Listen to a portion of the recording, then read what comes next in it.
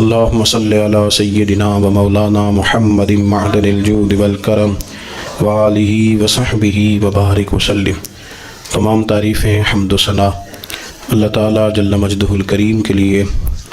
درود و سلام نبی اکرم نور مجسم شفیع معظم احمد مجتبیٰ جناب حضرت محمد مصطفیٰ اعلیٰ تحیت و ثنا کی ذات والا صفات کے لیے حمد و صلات کے بعد اللہ تبارک و تعالیٰ نے قرآن مجید فرقان حمید میں ارشاد فرمایا ہے وَيُطْعِمُونَ الطَّعَامَ عَلَىٰ حُبِّهِ مِسْكِينًا وَيَتِيمًا وَأَسِيرًا۔ فرمایا کہ وہ بندے جو اللہ کی محبت میں کھانا کھلاتے ہیں، جو اس کی محبت میں کھانا کھلاتے ہیں، کس کو کھلاتے ہیں؟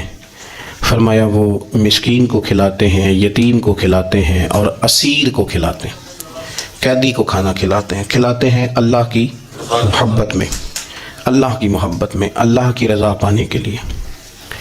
اللہ تبارک و تعالیٰ کی حکمت کے تقاضے ہوتے ہیں کہ بعض اوقات بعض بچے ابھی چھوٹے ہوتے ہیں اور ان کے والد کا انتقال ہو جاتا ہے۔ ایسے بچوں کو یتیم کہا جاتا ہے۔ وہ نابالغ بچہ جس کا والد انتقال کر جائے اس کو یتیم کہتے ہیں۔ جب بالغ ہو جائے تو اس پر پھر اس چیز کا اطلاق نہیں ہوتا۔ اگرچہ اہل لغت تو یہی فرماتے ہیں کہ ماں باپ دونوں کے جانے سے بچہ یتیم ہوتا ہے۔ یہ جو یتیم بچے ہوتے ہیں، بچیاں ہوتی ہیں، ان کے کثیر حقوق قرآن و سنت میں بیان کیے گئے۔ اللہ تبارک و تعالیٰ کے پیارے حبیب صلی اللہ تعالیٰ علیہ وسلم نے ایک خاص توجہ ہماری کرائی ان کے حقوق کے تعلق سے۔ والد کی موجودگی انسان کے لیے ایک بہت بڑا سہارا رکھتی ہے، اور بالخصوص اس موقع پر جب آدمی چھوٹا ہوتا ہے، بچے کمزور ہوتے ہیں، انہیں گھنی چھاؤں کی ضرورت ہوتی ہے، گھنی چھاؤں کی، جس میں وہ اپنا وقت صحیح طریقے سے گزار سکیں۔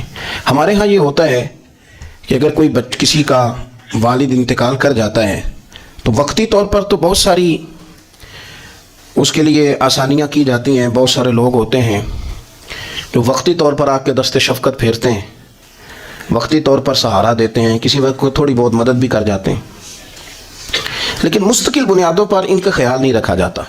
ان کو مستقل ضرورت ہوتی ہے نگرانی کی، مستقل ضرورت ہوتی ہے تربیت کی، مستقل ضرورت ہوتی ہے دھوپ چھاؤں سے بچانے کی۔ وقتی چونکہ جذبات ہوتے ہیں، بھائی چلا گیا اس کے بچوں کے ساتھ تھوڑا بہت، پھر آہستہ آہستہ لوگ کہانیاں بنانے لگتے ہیں کہ ان کا ابا اتنے پیسے بھی تو چھوڑ گیا نا، اتنی جائیداد بھی تو ان کے پاس ہے نا، اور اب یہ بڑے بھی تو ہو گئے ہیں نا، مہنگے اسکول میں پڑھنا ضروری تو نہیں ہے نا۔ تو پھر رویوں میں سختی آتی جاتی ہے۔ اب جو بچے زیادہ کمزور ہوں، فیملی میں بھی ایسا کوئی نہ ہو، تو ہمارے ہاں ان کے لیے یتیم خانے بنتے ہیں۔ بڑا اچھا لوگ کام کر رہے ہیں ہمارے ملک میں۔ اللہ تعالیٰ نے لوگوں کو بڑا نرم دل دیا ہے، لوگ بڑا خیال رکھتے ہیں۔ مدارس اسلامیہ بڑی ساری خدمت کرتے ہیں اس تعلق سے۔ بہت سارے لوگ ہیں جنہوں نے ویلفیئر ادارے قائم کیے ہیں، لیکن میں اپنی ایک چھوٹی سی رائے رکھتا ہوں۔ میں یہ کہتا ہوں کہ ہمارے ہاں بعض ادارے، سب نہیں، بعض ادارے اس طرح کرتے ہیں کہ جو ڈونر ہوتے ہیں، جنہوں نے فنڈ دینا ہوتا ہے، ان کو لا کے نہ تو دکھاتے ہیں جی اتنے سارے بچے ہیں جی ہمارے پاس، غریب مسکین لاچار۔ میں کہتا ہوں کہ یہ کوئی مال تو نہیں نا جو دکھا کے آپ نے پیسہ اکٹھا کرنا ہے۔ چلے آپ نے اچھی نیت کے ساتھ ہی یہ کام کیا، آپ کا خیال تھا کہ ان بچوں کے لیے کوئی اور اسباب جمع ہو جائیں، کچھ ان کو مزید کچھ ملے گا، لیکن یہ کہ آپ نے اچھی اور خیر کے جذبے کے ساتھ بھی یہ کام کیا، لیکن آپ کو چونکہ تربیت کرنی تھی ان بچوں کی۔ اب جب ان کو پتہ چل گیا کہ ہمیں تو دکھایا جا رہا ہے، اور جس طرح اپنا مال صاف ستھرا کر کے لوگوں کے سامنے پیش کیا جاتا ہے، اس طرح ہمیں تو دکھا کے پیسے اکٹھے کیے جا رہے ہیں، تو ایک ان کا ذہن بن جاتا ہے۔ وہ ساری زندگی اس رویے میں آ جاتے ہیں کہ میں نے شاید مانگ کے ہی کھانا ہے، مجھے شاید اسی طرح ہاتھ ہی پھیلانا ہے۔ وہ لوگوں کے ہاتھوں کو دیکھنے کے آہستہ آہستہ عادی ہو جاتے ہیں۔ اگر کوئی ان کے اندر خاص صلاحیت ہوتی بھی ہے تو وہ صلاحیت ان کی دم توڑ جاتی ہے، وہ آگے بڑھنے کو تیار ہی نہیں ہوتے، سہارے تلاش کرتے رہتے ہیں۔ ہمارے بعض مدارس میں بھی یہ کام ہوتا ہے۔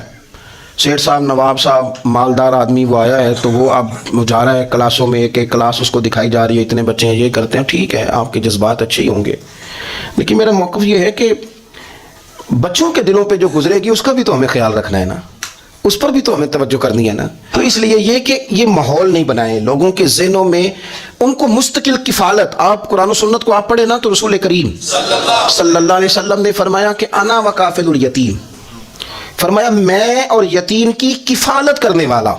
وقتی طور پر 10,000 دے کے واپس جانے والا نہیں، کفالت کرنے والا، مستقل بنیادوں پر اس کا خیال رکھنے والا، اس کی پرورش کرنے والا، اس کے آگے بڑھنے میں اس کی مدد کرنے والا. فرمایا میں اور یتیم کی پرورش کرنے والا قیامت کے دن اس طرح ہوں گے جس طرح میری یہ 2 انگلیاں جڑی ہوئی ہیں. حضور فرماتے ہیں اس طرح قیامت کے دن میں اور یتیم کو پالنے والا ہوں گے. تو اچھے جذبوں کے ساتھ، خوبصورت رویوں کے ساتھ، اللہ کی رضا کو پیش نظر رکھتے ہوئے ان بچوں کو، اور یہ 1 2 4 لوگوں کی تعداد نہیں، یہ ڈھیر سارے بچے ہوتے ہیں، ڈھیر سارے.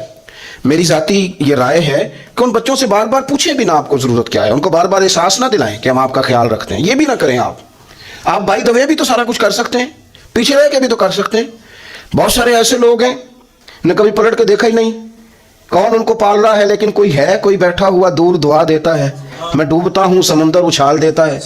کفالت کریں، نگرانی کریں، ان کا مستقل بنیادوں پر خیال رکھیں، ان کے لیے اسباب فراہم کریں. میرے رسول پاک صلی اللہ تعالیٰ علیہ وآلہ وسلم ارشاد فرماتے ہیں کہ تمہیں بتاؤں گھروں میں سب سے بہترین گھر کون سا ہوتا ہے؟ او میرے بھائیو، وہ کتنا کو بہترین گھر ہے جسے مدینے والے رسول نے بہترین کہہ دیا ہے. فرمایا تمہیں بتاؤں نا گھروں میں بہترین گھر کون سا ہے؟ ہم سمجھتے ہیں ٹائلیں اچھی ہوں، کمرے ہوادار ہوں، اور کچن جو ہے وہ انواع اقسام کے کھانوں سے بھرا ہوا ہو، سین اچھا ہو، اور جناب ہر چیز کی سہولیات گھر میں ہو، امن ہو، سکون ہو. نہیں، حضور فرماتے ہیں مجھ سے پوچھو نا بہترین گھر کون سا ہے. تو یا رسول اللہ بتائیے. سیاستہ میں حدیث ہے، کریم رسول فرمانے لگے گھروں میں بہترین گھر وہ ہے جس میں کوئی یتیم رہتا ہو اور اس کے ساتھ سلوک اچھا کیا جاتا ہو، اچھا سلوک کیا جاتا ہو. یتیم کو رکھا جائے، پھر اس کی پوری نگرانی کی جائے، اسے پورا پیار دیا جائے، اسے پوری محبت دی جائے، یتیم رہتا ہو اور اس کا خیال بھی رکھا جاتا ہو. اور میرے نبی کریم صلی اللہ تعالی علیہ وسلم فرمانے لگے تمہیں بتاؤں نا کہ گھروں میں بدترین گھر کون سا ہوتا ہے؟ بدترین گھر کون سا ہے؟ حضور بتائیے. فرمایا جس میں کوئی یتیم رہتا اور اس کے ساتھ سلوک نہ صحیح کیا جاتا ہو، اس کو تکلیف دی جاتی ہو، وہ کرب میں ہو، وہ تکلیف میں ہو، وہ اذیت میں ہو. رکھنے والوں نے رکھ تو لیا ہے لیکن ان کو پتہ ہی کوئی نہیں ہے کہ ان کے ساتھ ہم نے رویہ کس طرح کا رکھنا تھا. یہ ایک اللہ کی قدرت ہے، اس کی حکمت ہے. چلے جاتے ہیں بعض اوقات بڑے. میں نے جو شروع میں آیت پڑھی، اللہ فرماتے ہیں علم یجد کا یتیم فآویٰ. محبوب ہم نے آپ کو یتیم پایا، پھر اپنے جوار رحمت میں وسیع جگہ دی، پھر ہم نے آپ کو غنی کر دیا، پھر ہم نے آپ کو اپنے قرب کا رستہ عطا کیا. اللہ نے نبی کریم علیہ السلام کو در یتیم پیدا فرمایا. یہ یتیموں کے تعلق سے ایک عظیم شان ان لوگوں کو دینی تھی، تو اللہ نے اپنے حبیب کو بھی در یتیم پیدا کر دیا. یہ ایک خاص قسم کا کرب ہوتا ہے. ظاہر ہے جس آدمی نے جو چیز چکھی ہوئی ہوتی ہے وہی اس کے ذائقے سے آگاہ ہوتا ہے، دوسرا دور کھڑا اسے آگاہ نہیں ہوتا. جو چکھ لیتا ہے، جو پانی میں اتر جاتا ہے، وہ اس کی گہرائی بھی جانتا ہے اور ٹھنڈا کتنا یہ بھی سمجھتا ہے.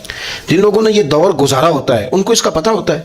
نبی کریم صلی اللہ علیہ وسلم نے یہ وقت بتایا تھا، حضور نے یہ دیکھا تھا. حضور صلی اللہ علیہ وسلم اس کی تکلیف سے، اس کی آزمائش سے، اس کے مد و جزر سے پوری طرح آگاہ تھے. اس لیے حضور نے گن گن کے یتیموں کے حقوق بیان کی. میں نے اپنی زندگی میں یہ نظام دیکھا ہے، پہلے 2 ہفتے لوگوں کی نظروں میں بڑا پیار، اگلے 2 ہفتے اس میں تھوڑی سی کمی، پھر اس کے بعد آہستہ آہستہ کہنا کہ چلو کوئی تعلیم حاصل کرنا ضروری تو نہیں نا، چلو یہاں پڑھنا ضروری تو نہیں نا، چلے بندے کو خرچے بھی تو کم. پھر آہستہ آہستہ، کیونکہ کوئی بھی چیز ہے نا وہ پرانی ہوتی ہے، اس میں کمزوری آنا، پھر لوگوں کے لب و لہجے کا تبدیل ہونا، پھر بعض اوقات کسی شخص کا آ کے کوئی بات پوچھنا تو اس کے سوالوں میں چبھن، اس کے لب و لہجے کے اندر گھٹن کہ کتنے بجے باہر جاتے ہو، کب واپس آتے ہو، اب شام کو کتنے بجے جاتے ہو. ابا بھی یہ باتیں پوچھتے ہیں، وہ بھی یہ کام کرتے ہیں، لیکن اس رویے کے اندر جو چاشنی ہوتی ہے وہ اور ہوتی ہے، اس میں جو درد ہوتا ہے وہ. اور کسی کا یہ پوچھنا اور پھر اس انداز سے پوچھنا کہ محسوس ہو کہ لب و لہجے سے طنز چھلک رہا ہے اور باتوں سے جو ہے شیرینی کی بجائے لہو ٹپک رہا ہے اور آپ تیزاب کا کام کر رہے ہیں یہ سوال جواب کر کے. یہ کمزوریاں، یہ انداز، اور یہاں تک کہ بیٹیوں کے رشتے دیکھنے والوں کا آنا تو ان کا یہ پوچھنا کہ بھائیوں کا رویہ کیسا ہے. ابا کے ہوتے لوگ یہ سوال نہیں پوچھتے، والد کے جانے کے بعد پوچھتے ہیں آپ کے بھائیوں کا رویہ آپ کے ساتھ ٹھیک ہے، یعنی معنی یہ ہے کہ وہ کچھ دیں گے کہ نہیں دیں گے، وہ کچھ جہیز بنائیں گے کہ نہیں بنائیں گے. یہ ساری چیزیں اس کرب سے وہ بچے گزرتے ہیں اور پھر وہ بڑے قریبی لوگوں کو بھی اپنا قریبی سمجھنا چھوڑ جاتے ہیں. پھر ایک وقت ایسا آتا ہے کہ وہ سمجھتے ہیں ہمیں اپنے دامن میں ہی اپنے آنسو چھپا لینے چاہیے، کسی کو نظر نہ آئے. وہ محسوس کرتے ہیں کہ ہمیں خود سے ہی بس سمٹ جانا چاہیے، کسی تک ہماری کوئی چیز پہنچے نہ. آہستہ آہستہ لوگ چیزوں کو چھپانے لگتے ہیں اور یہ پوچھنا کہ روٹی کھائی ہے کہ نہیں کھائی، تو اس طرح پوچھنا جیسے کوئی خیرات لے کے کھڑا ہے دروازے پہ. آپ نے کھلانی ہوتی تو کھلا دی ہوتی. آپ نے گرمیوں کے کپڑے لے لیے ہیں کہ نہیں لے لیے، تو اس کا رنگ اس طرح کا ہے کہ جس طرح کسی کو اس طرح پوچھا جا رہا ہے کہ جیسے بڑا بھکاری ہے. یہ ساری چیزیں ہم اس انداز میں کرتے ہیں کہ وہ جو خوبصورت، میں کہہ چکا ہوں کہ پھر اگر کسی ادارے میں وہ بچے ہیں تو وہاں ان کو دکھایا جاتا ہے کتنے بچے ہیں تو ہمیں فنڈ چاہیے. آپ اچھی نیت سے کر رہے ہوں گے صاحب، لیکن آپ اس کمپل کو بھی تو دیکھیں نا کہ اس نے کھلنا ہے، اس نے پھول بننا ہے، اس نے کس طرح چھاؤں لوگوں کو دینی ہے جب وہ خود مرجھا جائے گا. پھر یہ لوگوں کو، ایسے بچوں کو میں نے عام لوگوں سے نفرت کرتے دیکھا، پیچھے ہٹتے دیکھا. لوگوں کے لیے ان کے دلوں کے اندر اچھے جذبات نہ رہے. انہوں نے محسوس کیا کہ یہ ہمارے ساتھ تعاون کرنے نہیں آئے، یہ ہماری عزت کو مجروح کرنے آئے، یہ شفقت کرنے نہیں آئے، یہ تو خیرات دینے آئے. سنو میرے رسول کریم صلی اللہ علیہ وسلم کا انداز کیا ہے یتیم کے تعلق سے. حضرت بشیر بن اقربہ رضی اللہ تعالیٰ، مجموع الزوائد میرے سامنے پڑھی ہے، فرماتے ہیں احد میں میرے والد شہید ہو گئے. نبی پاک صلی اللہ تعالیٰ علیہ وسلم نے نا مجھے اپنے گھوڑے کے پیچھے اپنے ساتھ بٹھا لیا گھوڑے پہ، اور میں سرور کائنات علیہ الصلوۃ والسلام کے ساتھ گھوڑے پہ بیٹھا ہوں. تو حضور مجھ سے پوچھتے ہیں تمہارے والد چلے گئے؟ میں رو پڑا.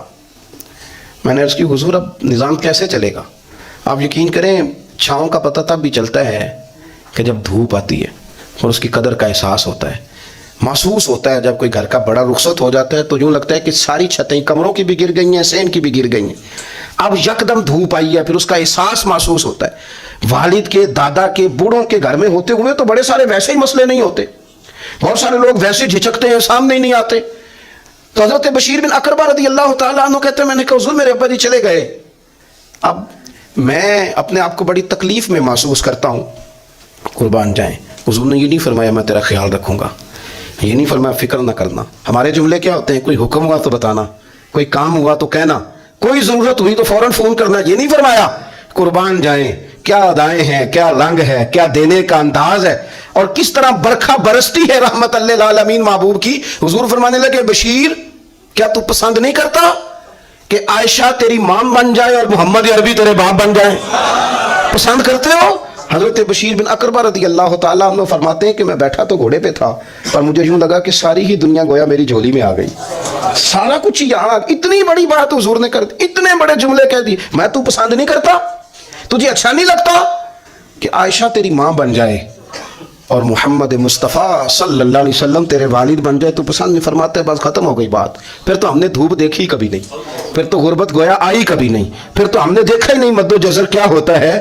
وہ تو دنیا کی بات کرتے ہیں نا. مجھے تو لگتا ہے کہ جن کے لیے یہ لفظ آ گئے نا ان کی تو قیامت کے بھی ساری مشکلیں حل ہو گئے، کہ تو آخرت کے بھی سارے معاملات طے ہو گئے. میرے نبی کریم صلی اللہ تعالیٰ علیہ وسلم ایک ہماری خاص توجہ، اور یہ ہمارا اپنا نفع ہے. ایک بچہ آ گیا، یتیم بچہ، اس نے آ کے عرض کی حضور 3 گھر میں افراد ہیں، میں، میری بہن اور میری بیوہ ماں. والد حضور چلے گئے اور آج نا 3 دن ہو گئے روٹی کوئی نہیں کھائی. میں اس منظر کو بھی جانتا ہوں کہ جب یتیم گھر میں اکٹھے بیٹھے ہوتے ہیں اور پتہ ہوتا ہے ان کو کہ ہماری اماں کے پاس آج پیسے کوئی نہیں اور گھر میں روٹی بھی کوئی نہیں، تو پھر ان کو بھوک ہی نہیں لگتی. ہاں نہیں لگتی. اماں پوچھتی ہے پتر روٹی کھانی ہے؟ نہیں میری تو، میں تو سویرے جو کھایا تھا وہ ہضم ہی نہیں ہوا، منجی شاہی کوئی نہیں. یہ پردے اس طرح کر کے بچائے جاتے ہیں. ایک دوسرے کو تسلیاں دینا، ایک دوسرے سے پیار کا بڑھ جانا، ایک دوسرے کے لیے جذبات اور طرح کے بن جانا، حکمت الہی کے تقاضے ہوتے ہیں. یا رسول اللہ صلی اللہ تعالیٰ علیہ وسلم بیوہ ماں ہے، یتیم بہن ہے، 3 دن سے کھایا کچھ نہیں. قربان جائیں، وہ گھر جہاں سے کائنات کھاتی ہے ساری. حضور نے فرمایا بلال جا کے ساری ازواج مطہرات سے پوچھ گھر میں کیا ہے. حضرت بلال کہتے ہیں میں سارے گھر ہی پوچھ آیا، ٹٹول آیا، ٹوٹل 21 کھجوریں نکلی. یہ 2 جہاں کے شاہ ہیں اور پاس کچھ رکھتے نہیں، 2 جہاں کی نعمتیں ہیں ان کے خالی ہاتھ میں. حضور کے سارے گھر کو میں ڈھونڈ، 21 کھجوریں نکلی تو لا کے میں نے پیش کر دی. تو حضور نے ڈائریکٹ اس کو نہیں دی، نبی پاک نے اپنے ہاتھ پہ رکھ لی. اور کہتے ہیں پھر حضور نے نا اپنا منہ مبارک قریب کیا کھجوروں کے. صحابہ خود فرماتے ہیں کہ یہ جو حضور نے منہ مبارک قریب کیا ہے نا تو نبی پاک برکت کی دعا کر رہے تھے. 21 کھجوروں پہ برکت کی دعا ہوئی. حضور نے اس بچے کو بلایا، تھپکی دی، فرمایا لے جا 7 تیری بہن کی. انہیں معمولی نہ سمجھنا ہو تو حضرت بلال کہتے ہیں حضور 3 بھی دے دینا کبھی تو 30 سال ختم ہی نہیں ہوتی. 30 سال گزر جاتے ہیں، نکالتے رہو، کھاتے رہو، ختم ہی نہیں ہوتی. حضور نے فرمایا 7 تیری، 7 تیری بہن کی، 7 تیری والدہ کی. اور ساتھ حضور نے اور بھی تلقین فرمائی، فرمایا ایک سویرے کھایا کرنا، ایک شام کو کھایا کرنا، یہ لے جا۔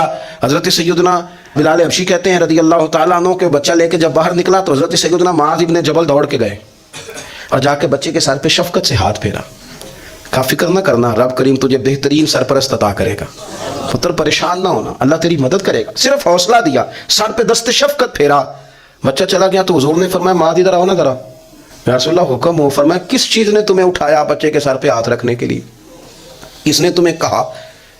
کس چیز نے تمہیں اٹھایا جو تم بچے تک پہنچ گئے؟ عرض کی یا رسول اللہ وہ جو میرے دل میں اللہ نے یتیم کے لیے رحمت رکھی ہے نا، اس نے مجھے اٹھایا تھا، اور میں نے جا کے اس کے سر پہ دست شفقت پھیرا تو حضور فرمانے لگے سن پھر، جو کسی یتیم کے سر پہ خالی ہاتھ بھی پھیر دے، جتنے بال اس کے ہاتھ کے نیچے آئیں گے نا، رب اتنی خطائیں معاف کرے گا، اتنی نیکیاں دے گا، اتنے درجے اس کو بلند کر دے گا۔ خالی دست شفقت ہی پھیر دے، دینا دلانا تو بات کی بات ہے، اس کا خیال رکھنا تو۔ یہ جو ہمارے مدارس ہیں نا، ان میں اکثر بچے غریب ہوتے ہیں، لیکن کچھ بچے تگڑے گھروں کے بھی ہوتے ہیں، مالدار گھروں کے بھی ہوتے ہیں۔ اس میں اگر کوئی ایسا بچہ آ بھی جاتا ہے نا جو یتیم ہے، کمزور ہے، تو وہ اپنے آپ کو محسوس نہیں کرتا کمزور، کیونکہ وہ یہ نہیں سمجھتا کہ میں یتیم خانے میں آیا ہوں۔ اس کے ذہن میں مائنڈ سیٹ یہ ہوتا ہے کہ میں مدرسے میں آیا ہوں اور میں پڑھنے کے لیے آیا ہوں، اور چونکہ وہ کچھ وزادار بچے، مالدار بچوں کے ساتھ وقت گزارتا ہے، اسی دسترخوان پہ بیٹھ کے کھاتا ہے، اسی کلاس میں سب کے ساتھ بیٹھ کے پڑھتا ہے، تو اس کی عزت نفس مجروح ہونے کی بجائے طاقت پکڑتی۔ وہ برابری کی سطح پہ جب آتا ہے تو اسے محسوس ہوتا ہے کہ مجھے عزت دی جا رہی۔ اس لیے مدارس اسلامیہ میری نظر سب سے مضبوط جگہ ہیں جہاں مساکین کی، یتیموں کی، غریبوں کی صحیح معنوں میں کفالت بھی ہوتی ہے، تعلیم بھی ہوتی ہے، عزت بھی ہوتی ہے، تربیت بھی ہوتی ہے۔ میرے رسول کریم علیہ السلام بڑے انہماک کے ساتھ، بڑے توجہ کے ساتھ۔ اچھا ایک کام اور ہوتا ہے ہمارے ہاں، وہ کیا ہے؟ اگر کوئی یتیم مال چھوڑ گیا نا اس کا باپ، تو پھر تو وارے نہیں آ رہے ہیں اس کے، پھر تو اللہ خیر کرے کہ بہت سارے مل جائیں گے کفالت کرنے والے، بہت سارے ملیں گے دھیان رکھنے والے، بڑے سارے ملیں گے توجہ دینے والے۔ قرآن مجید نے فرما دیا ہے کہ جو یتیم کا مال کھاتا ہے وہ سمجھ لے کہ میں مال نہیں کھا رہا، میں آگ کھا رہا ہوں، آگ کھا رہا ہوں، آگ۔ سورہ نساء دیکھیے۔ ہمارے ہاں اگر تو وہ مال چھوڑ گیا ہے تو پھر تو بہت سارے رشتہ دار مستقل اس کے محلے میں مکان لینے کو تیار ہو جاتے ہیں، الا ماشاء اللہ۔ پھر تو بڑے سارے ایسے بھی رشتہ دار بن جاتے ہیں جن کو والد کی موجودگی میں کبھی زیارت کا موقع بھی نہیں ملا تھا۔ یہ مال جو یتیم کا ہے اس کی تو زیادہ حفاظت کرنی تھی۔ ہم کئی دفعہ مسئلہ بتاتے ہیں، لوگ فتویٰ بازی شروع کر دیتے ہیں۔ مجھے بلایا گیا کہ ایک صاحب کا انتقال ہو گیا تو ان کا ختم شریف ہے، تو بچے ان کے نابالغ ہیں، تو میں نے کہا کہ آپ اس طرح کریں، ان کے مال میں سے زیادہ پیسے نہ صرف کریں۔ نہیں نہیں، بڑے پیسے کمائے ہیں جی، اس نے ساری زندگی باہر نکالی ہے تو لاکھوں کروڑوں کمائے ہیں، تو چھوٹا گوشت پکائیں گے، بکرے کا گوشت پکائیں گے اور ہم ان کا ختم شریف دلائیں گے۔ تو میں نے کہا صاحب آپ رشتہ دار ہیں، ان کے بچوں کے مال کی حفاظت کریں۔ ختم شریف تو اس میں گوشت زیادہ ہونا ضروری نہیں، اس میں تو درد سے دعا کرنا ضروری ہے، اس میں تو تلاوت قرآن پاک کے سال ثواب میں ضروری ہے، ذکر اذکار ضروری ہے۔ لیکن کیا کیا جاتا ہے کہ بے دریغ مال ان کا اگر ہو تو، ایک حدیث پاک ہے بخاری مسلم میں، بڑے غور سے سنیے گا، اور اس کے اندر جتنے پہلو ہیں ان پر پوری توجہ دیجیے گا کہ کہیں ہم ادھر آ تو نہیں گئے۔ رسول پاک صلی اللہ علیہ وسلم نا ہمارے لیے سب سے بڑے حکیم ہیں، سب سے زیادہ حکمت حضور نے ہمیں بتلائی ہے کہ اس رستے چلو گے تو بچو گے، اس رستے جاؤ گے تو ہلاک ہو جاؤ گے۔ نبی کریم علیہ السلام نے فرمایا، بخاری مسلم ہے، فرمایا 7 ہلاک کرنے والی چیزوں سے بچنا، اگر ان میں تم چلے گئے تو ہلاک ہو جاؤ گے۔ 7 چیزیں ہیں جو تمہیں ہلاک کر دیں گی، برباد ہو جاؤ گے، تباہ ہو جاؤ گے، ہلاکت کا سفر ہے یہ، 7 چیزوں سے بچو۔ یا رسول اللہ صلی اللہ علیہ وسلم وہ کون کون سی؟ تو حضور نے فرمایا اللہ کے ساتھ شریک نہ کرنا، ہلاک ہو جاؤ گے۔ دوسرا نبی پاک صلی اللہ علیہ وسلم نے فرمایا جادو نہ کرنا، ہلاک ہو جاؤ گے، ہلاک۔ اور یار جسے حضور فرما رہے ہیں ہلاک ہو جائے گا، وہ بچے گا۔ نبی پاک صلی اللہ علیہ وسلم نے تیسرے نمبر پر فرمایا جس شخص کے قتل کرنے کو اللہ نے حرام قرار دیا ہے اسے قتل نہ کرنا، ہلاک ہو جاؤ گے۔ چوتھے نمبر پر رسول پاک علیہ السلام نے فرمایا سود نہ کبھی بھی کھانا، ہلاک ہو جاؤ گے، ہلاک۔ بڑی بڑی دلیلیں دی بینک والوں نے، بڑا سمجھایا تو حادثہ مان گئے، محترم مان گئے، کہنے لگے نہیں جی نہیں وہ کاروبار میں لگاتے ہیں، بڑے بھولے بھالے ہیں ہم، پتہ سارا ہے۔ اور دیکھو سب کاموں کے باوجود مستقل بینکوں میں پیسے اس اکاؤنٹ میں رکھے ہوئے ہیں جہاں سے مستقل سود آتا ہے۔ حضور نے فرمایا نہ کرنا یہ کام۔ تو کہتا ہے میں سود پہ پیسے لے کے کاروبار چمکاؤں گا، تیرے نبی پاک نے تو فرمایا تو ہلاک ہو جائے گا۔ تو کہتا ہے میں میل لگاؤں گا، حضور نے تو فرمایا ہلاکت ہے۔ تو کہتا ہے میں بڑا کچھ کر جاؤں گا تو ہلاکت ہے۔ اچھی طرح سمجھ لیں، اصل مال بھی ضائع ہو جاتا ہے اس بندے کا جو سود کا مال ملا لیتا ہے، اصل برکت بھی اڑ جاتی۔ اور میرے نبی پاک صلی اللہ علیہ وسلم نے 5ویں نمبر پہ فرمایا یتیم کا مال نہ کھانا۔ हलाक हो जाओगे, न खाना इनका माल, ये करोड़ों हो, अरबों हो या 10 रुपए हो, यतीम का पैसा ना खा जाना, हलाक हो जाओगे, हलाकत तुम्हें आ लेगी। और फिर छठे नंबर पर नबी पाक अलैहिस्सलाम ने फरमाया, कुफर से जहाद हो रहा हो तो कभी पीठ फेर के भागना ना, हलाक हो जाओगे। और 7वें नंबर पर अल्लाह के रसूल ने फरमाया, बेकसूर और बेगुनाह औरत पर तोहमत ना लगाना, बिला वजह बहू के खाते ना कुछ डाल देना, बिला वजह भाभी और बीवी और किसी भी खातून पर कोई इल्ज़ाम बेकसूर औरत पर बहतान ना लगाना। मार मार के एक शख्स ने बेहाल कर दिया बीबी को, और बाद में पता चला कि जी मुझे शाकिया तवीज़ कराती है। क्या आपकी सोच है? मुसलमान अल्लाह को मानने वाला और इस बातों पर इल्ज़ाम लगाएगा, तवीज़ करा के लाती। बेकसूर औरत पर बहतान, एक तो बात है उसे मारना, और एक ये है कि कोई तकलीफ देना, और एक खाली इतनी बात की कि बहतान भी ना लगाना, उस पर इल्ज़ाम ना लगाना, यानी तुमने सिर्फ बेकसूर औरत पर इल्ज़ाम ही लगाया तो हुजूर फरमाते हलाक हो जाओ। ये हलाकत वाला काम है। लेकिन हम बगैर सोचे समझे कह देते हैं उसने कहा है, उसने किया है, ये करती है, ये काम नहीं करें। ये 7 वो चीज़ें हैं जो हलाक कर देंगी। नबी पाक सल्लल्लाहु ताला अलैहि वसल्लम फरमाते हैं, मैं ना जन्नत का दरवाज़ा खोलूँगा तो एक औरत को ना मैं सबकत ले जाते हुए देखूँगा, यानी वो जल्दी से जन्नत में दाखिल हो रही। या बाज़ शारहीन कहते हैं कि हुजूर दाखिल होते ही सबसे पहले उसका चेहरा देखेंगे। हुजूर फरमाएंगे तुम पहले ही आ गई बीबी जन्नत में, हुजूर ने दरवाज़ा खोला तो जल्दी से नजर आई, तू पहले आ गई। सब ने लिखा है कि इस औरत की शान ये है कि सबसे पहले जन्नत में गई। मैंने हदीस पढ़ी तो मैंने नीचे हाशिए में लिखा, मैंने कहा मेरा ख्याल ये है कि इसकी ज़्यादा शान ये है कि जन्नत में इसकी सबसे पहली मुलाकात मदीने वाले महबूब से हो गई। ये देखो कितनी बड़ी शान है। हुजूर फरमाने लगे तू कैसे पहले आ गई, कौन है तू? तो वो कहने लगी हुजूर मैं बेवा हूँ, मेरे बच्चे यतीम थे, मैंने उनकी खातर ना बैठी रही, मैंने निकाह नहीं किया, मैंने उन यतीमों की परवरिश की, बेवा बन के ज़िंदगी गुजार दी, उन यतीमों के लिए बैठी रही। इसको जायज़ है, ये कर सकती थी, लेकिन इसने सोचा कि मैं इनकी निगहबानी यतीमों के लिए बैठी रही। आज शान ये है कि मदीने वाले के लिए जब दरवाज़ा खुला है तो इस बीबी को भी रब करीम ने फ़ौरन ही जन्नत अता फरमा दी। ये सबसे पहले गई।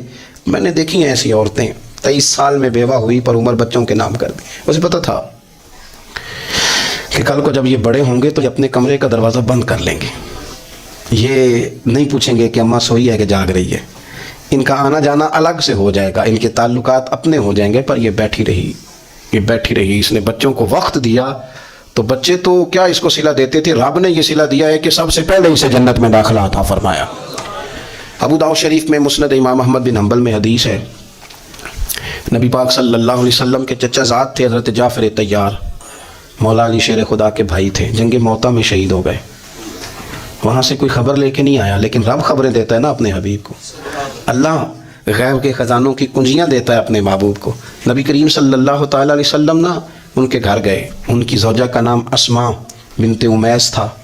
हुज़ूर ने फरमाया अस्मा मेरे भतीजों को मेरे पास लाओ, मोहम्मद बिन जाफ़र और अब्दुल्ला बिन जाफ़र रदी अल्लाह ताला अन्हु। बच्चे करीब आए, हुज़ूर को पता है इनके वालिद शहीद हो गए।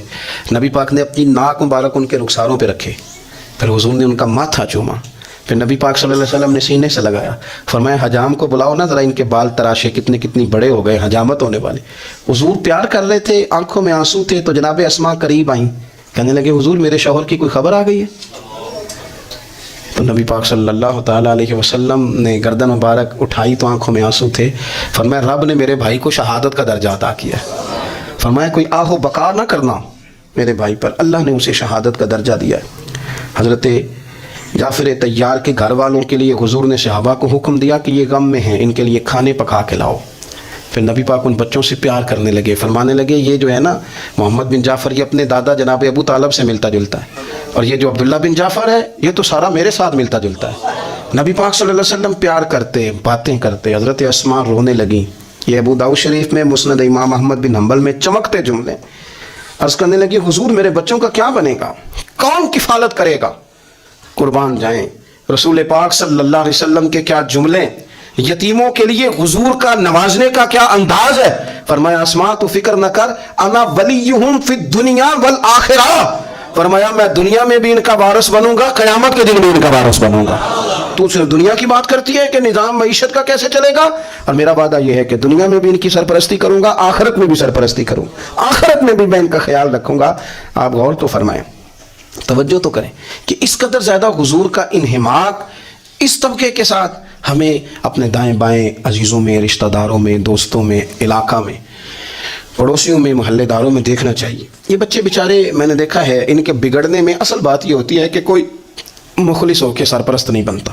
آگے بڑھیں، اپنی اپنی خدمات پیش کریں، اور جس طرح ہمارا بچہ بگڑ جائے تو ہم اس کے لیے پوری کوشش کرتے ہیں، جد و جہد کرتے ہیں، حالات، واقعات، پس منظر، پیش منظر کا جائزہ لیتے ہیں کہ کون سے اسباب اختیار کیے جائیں تو یہ ٹھیک ہو سکتا ہے۔ وہ ساری چیزیں ان کے لیے بھی ہمیں اختیار کرنی چاہیے۔ اور یہ بچے اگر احساس ذمہ داری پکڑ جائیں، جو وارث سے محروم ہو جاتے ہیں، یہ اگر احساس ذمہ داری پکڑ جائیں تو پھر یہ قوموں کی قیادت کرتے ہیں، پھر یہ بہت بڑے جانباز ثابت ہوتے ہیں، پھر یہ اپنے گھر گھرانے کا نہیں، یہ ملتوں کے، قوموں کے لیے مشعل راہ بنتے ہیں۔ لیکن شرط یہ ہے کہ ہم ان کے لیے اپنے دلوں کو کشادہ کریں، سینوں کو وسیع کریں۔ اللہ کریم سمجھنے کی توفیق عطا فرمائے۔ آخر دعوانا ان الحمد للہ رب العالمین۔